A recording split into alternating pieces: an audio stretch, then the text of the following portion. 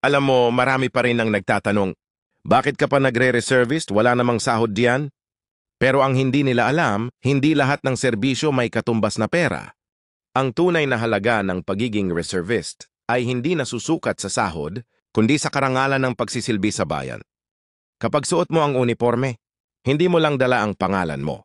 Dala mo ang bandila ng Pilipinas at ang pangako ng isang mandirigmang handang tumulong kahit walang kapalit. Dito, natutunan kong ang disiplina ay hindi lang sa loob ng kampo, kundi sa pang-araw-araw na buhay.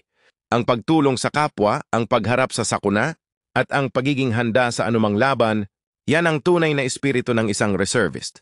Kaya sa lahat ng nagdadalawang isip, tandaan mo, hindi mo kailangang bayaran ang puso para maglingkod. Dahil ang paglilingkod sa bayan ay hindi trabaho, ito ay panata. At ang panatang ito hindi natatapos.